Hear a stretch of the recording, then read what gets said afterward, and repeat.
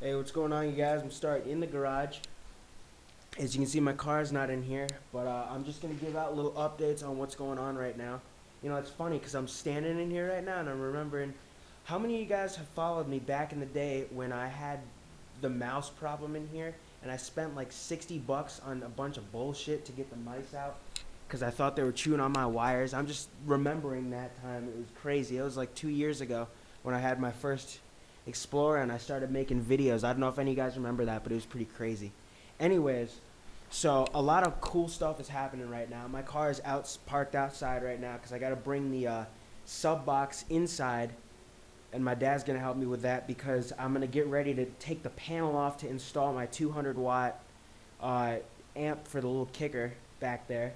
But anyways, I get my 3600D back soon, and it just slammed harder than ever. But to do that, to make my sub sound good, I need to get rid of the Soundstorm subs I have in the front blocking the air because it kind of destroys the whole cubic feet of the box type deal. So I'm really trying to sell those off. So if anyone's interested in two brand new Soundstorm, the model is SLR 12D. They're 12-inch subs, 2500 watts max. They say like 1250 watts RMS a piece, but I wouldn't throw more than like 600 at them or they might blow. But yeah, another cool thing is I finally raised up enough money in like the funds part that I had saved for this to get a third Dayton Audio 12. So I got one more to go, and to get that one more, I need these Soundstorm subs to sell, and that money will go toward getting the last 12. Just because I got money now, but I just have it aside for other things that I'm gonna need, like gas, like car washes, because you guys know I'm obsessed with washing my car. But yeah, this video is mainly about little parts that I have lying around the garage that I'm trying to sell off. And believe me, if you go through me, you'll get them for really, really cheap. Like, here's some things I don't think I've shown you before. Maybe I have. I have a gold license plate frame that I got off of eBay that I thought would look good on my car, but to me it looked kind of tacky because the gold I have on my car doesn't look this shiny. So I got this. And of course, I have a box of spare parts to an Explorer. I got like an intake coupler. I got this overhead console with the sunroof, no switches included. Um, and here's the thing I know I didn't mention. I have a Radio Shack ground loop isolator that I'm trying to sell off for pretty cheap. These things go for 17 new. And what this does is if you have alternator whine, which I know a lot of people do, you plug this in with your RCAs on your amp, and it makes the whine go away. So I got one of those for sale. I have a green LED strip for sale that I'm never going to use. That's in the house, though. But over here, while we're on the topic of car audio, I have a noise isolator right here that connects to the wires of your head unit in case you have any kind of background noise, including alternator whine, coming through all the speakers in your head unit, even if you don't have an amp. This will get rid of it. I still have two full sets of 4 JBL factory speakers.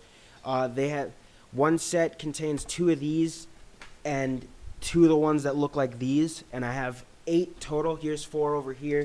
Here's 2. There's the one, and the other one's down there. I have corner lights. I have radio bezels that would need to be painted.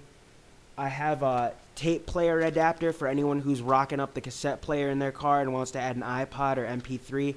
This is like a tape player plug-in that's still good. I never used that. I only used it when I had the factory radio in the Explorer. I have things like corner lights, different speaker grills. These ones are Soundstream for the 6x8s. They'll work for any speakers.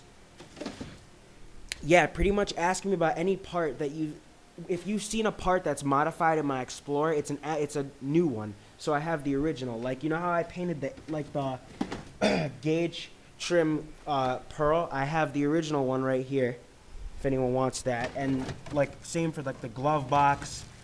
I have air vents in regular color or this gold color. I just have several of them.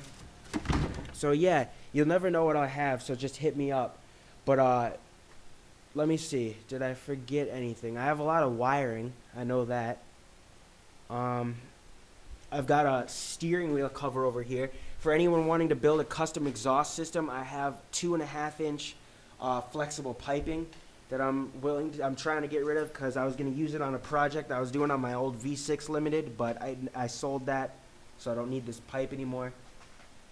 I got gold door trim, that like edging trim that you see on some cars to like protect it when you open the door, it won't dent. I have 2 sets of my camera might die, but I have 2 sets of HID bulbs, or 3 sets, sorry. I have 8000K and 10,000K in H1 or 880s.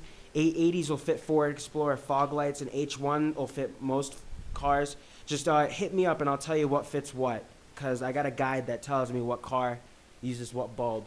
But for right now, that's it. And if you're curious as to what else I have that you might be interested in, shoot me a private message or just talk to me somehow and I'll let you know. All right? Peace out, guys. And again, remember, the money goes toward my last Dayton subwoofer. That's the only last one I need to have all 4 in that box. So I really can't wait, all right? Peace out, guys.